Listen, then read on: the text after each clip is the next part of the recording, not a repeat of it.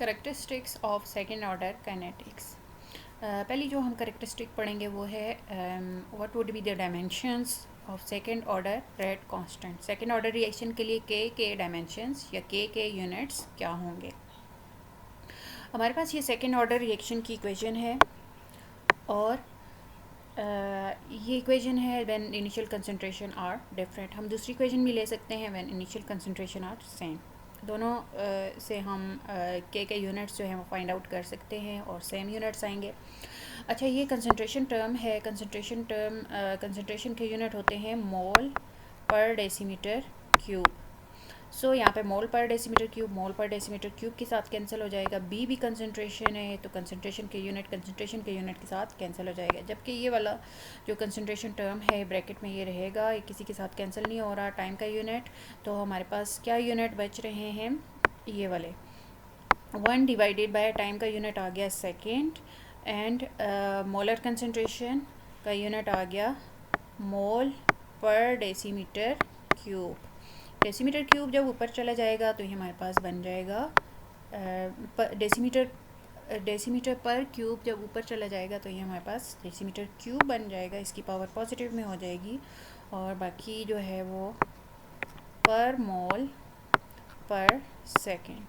सो ये हमारे पास है डेसीमीटर क्यूब पर मोल पर सेकेंड ऑर्डर काइनेटिक्स के लिए रेट कांस्टेंट के यूनिट्स हैं या रेट कांस्टेंट के डायमेंशंस हैं।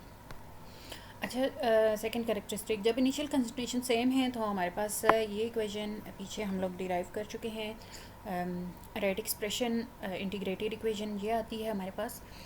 अच्छा, ये जो है एक स्ट्रेट लाइन इक्वेशन है हमारे पास, और अगर हम ग्राफ ड्रॉ करें जिसमें 1/a-x को लें y एक्सिस पर, टाइम को लें x एक्सिस पर, तो टाइम के साथ ये जो k मल्टीप्लाई हो रहा है ये होगी स्लोप, एंड ये जो 1/a है 1/a होगा हमारे पास इंटरसेप्ट। तो ये एक स्ट्रेट लाइन इक्वेशन हमारे पास बन रही है। हम ग्राफ ड्रा करें, y एक्सिस पे क्या लेंगे, 1 divided by a-x, and x axis पे क्या लेंगे, टाइम। तो ये हमारे पास स्ट्रेट लाइन इक्वेशन बनेगी with positive slope. Straight line graph बनेगा। इस ग्राफ का जो स्लोप होगा वो किसके इक्वल होगा, के इक्वल होगा, यानी स्लोप से हम के की वैल्यू, स्पेसिफिक रेट कांस्टेंट की वैल्यू फाइंड आउट कर सकते हैं। और ये जो इंटरसेप्ट होगा, इंटरसेप्ट किसके इक्वल होगा, c is intercept and it would be equal to 1/a। Intercept would be equal to 1/a। So ये हमारे पास फर्स्ट सेकेंड ऑर्डर रिएक्शन की ग्राफिकल रिप्रेजेंटेशन है when initial concentration are same. अब हम दूसरा केस करेंगे कि जब इनिशियल कंसंट्रेशन डिफरेंट हो तो उसका ग्राफ किस तरह से आएगा, उसको ग्राफिकली किस तरह से रिप्रेजेंट किया जा सकता है। जब हमारे पास इनिशियल कंसंट्रेशन डिफरेंट हो तो उसकी इंटीग्रेटेड इक्वेशन हम लोग डिराइव कर चुके हैं, और वो इंटीग्रेटेड इक्वेशन हमारे पास उसको इस फॉर्म में भी कन्वर्ट किया जा सकता है कि a minus B divided by 2.303, इसको रीअरेंज किया हुआ है, multiply by time is equal to log of a minus X b minus X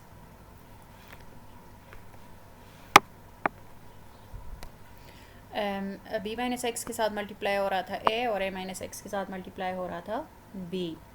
तो ये भी हमारे पास एक स्ट्रेट लाइन इक्वेशन है।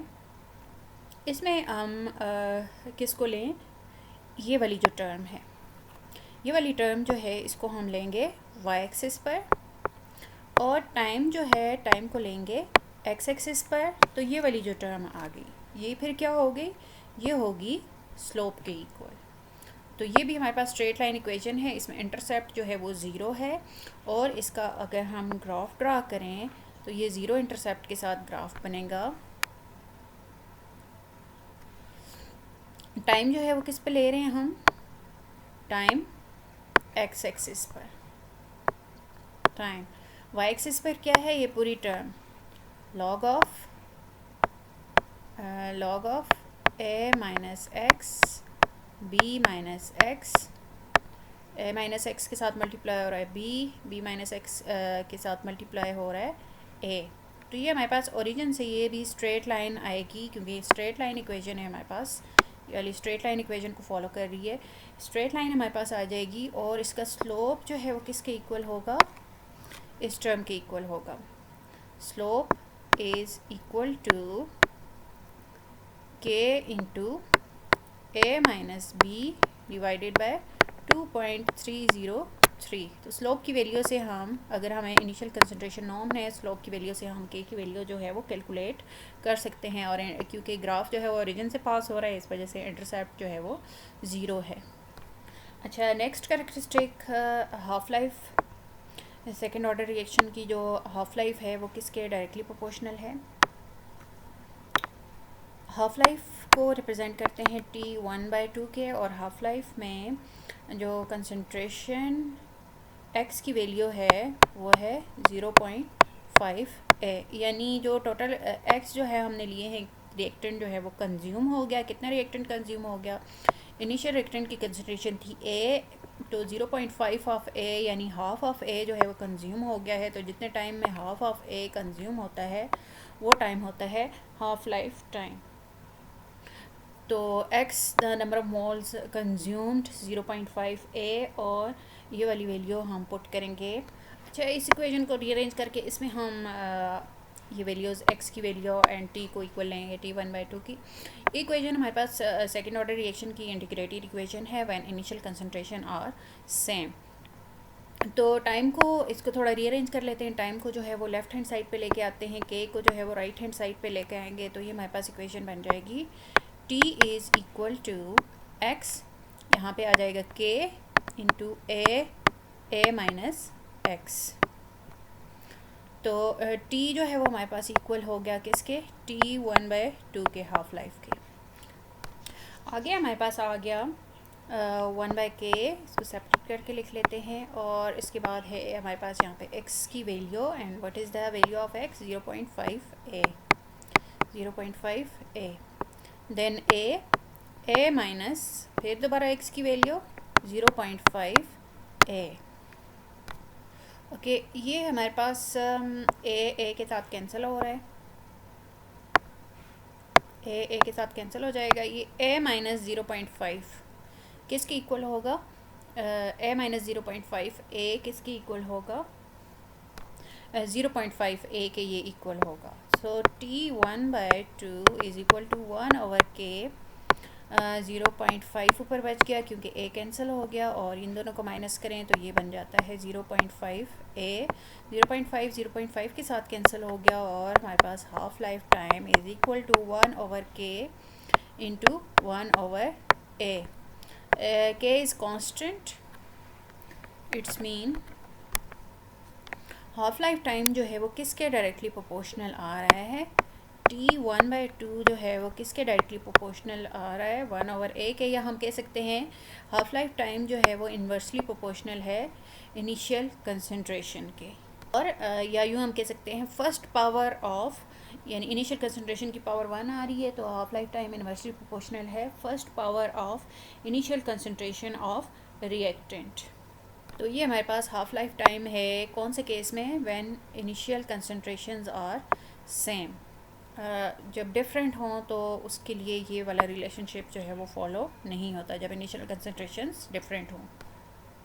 Okay, next second order kinetics में हम टॉपिक पढ़ेंगे एग्जांपल्स। सेकेंड ऑर्डर काइनेटिक्स की क्या क्या एग्जांपल्स हैं। सो फर्स्ट एग्जांपल है हमारे पास saponification of ester. Saponification of ester यानी reaction of ester with base. Ester आ गया हमारे पास CH3COO C2H5 ethyl acetate. It will react with the base and acetate ions are formed, CH3COO negative plus C2H5OH. This is second order reaction, क्योंकि rate of reaction जो है वो दो reactant की कंसंट्रेशन पर डिपेंड कर रहा है, इथाइल एसीटेट एंड बेस की कंसंट्रेशन पर डिपेंड कर रहा है। सेकेंड सेकेंड एग्जांपल है हमारे पास reaction between potassium persulphate and potassium iodide in aqueous medium.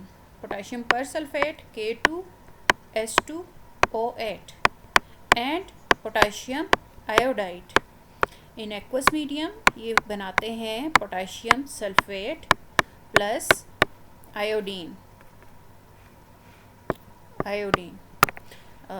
तो rate of reaction potassium persulphate की कंसंट्रेशन पर और पोटाशियम आयोडाइड की कंसंट्रेशन पर डिपेंड कर रहा है।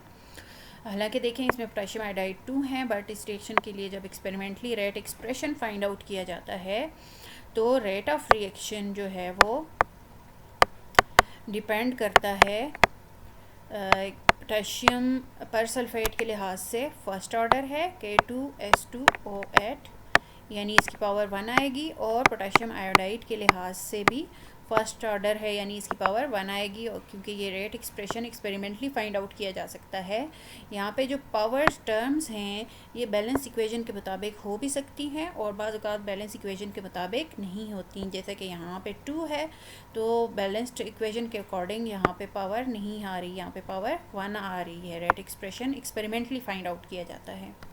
इसके अलावा और हमारे पास गैस फेज रिएक्शन की एग्जांपल हैं। For example 2 hydrogen iodide, it gives us hydrogen plus iodine. This is second order reaction. 2O3 gives us 3O2. ये है हमारे पास ओजोन का रिएक्शन। ओजोन जो है वो कन्वर्ट हो रहा है ऑक्सीजन में।